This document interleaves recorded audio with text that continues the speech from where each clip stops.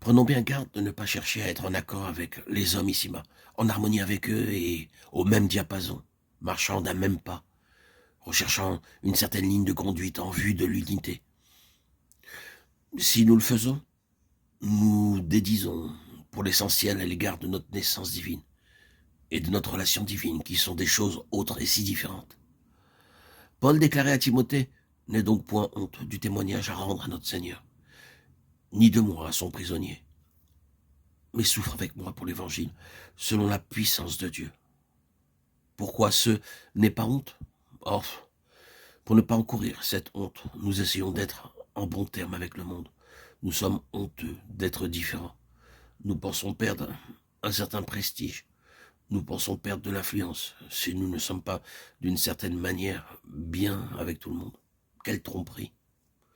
Nous jetons simplement par-dessus bord les valeurs mêmes de notre vie chrétienne, quand nous agissons ainsi.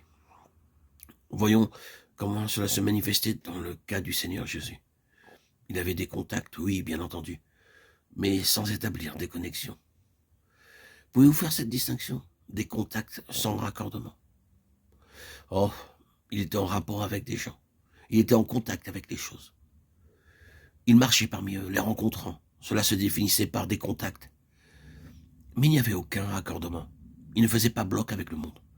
Concernant la vie sociale, oui, il allait à un mariage, à des funérailles, à un festin et à tout le reste, mais sans aucun compromis ni approbation.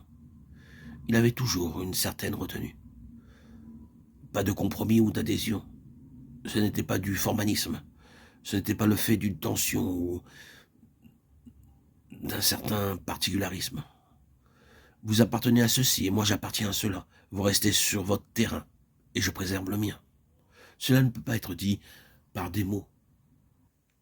Mais beaucoup de gens, j'en ai peur, donnent cette impression. Non, il y avait quelque chose de spirituel en lui.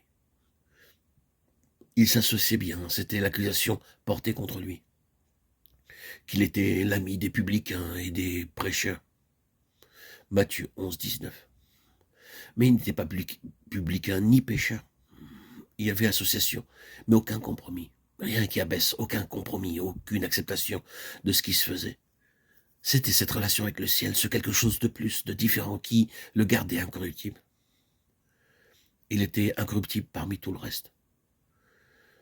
Tout cela a été résumé dans une de ces expressions. Je ne suis pas de ce monde. Jean 8, 23. Les pensées de Dieu ne connaissent pas la corruption. Vous et moi, nous sommes parvenus à connaître certaines choses du Seigneur, quelque chose du standard du Seigneur, de la conception du Seigneur concernant les choses divines. Nous savons bien qu'il n'y a pas de place pour ce qui est corruption, mais pour la vie et l'incorruption. Nous le savons, n'est-ce pas vrai? Nous nous réjouissons de certaines choses parce que nous sommes parvenus à connaître le Seigneur. Et qu'est-ce que nous avons connu?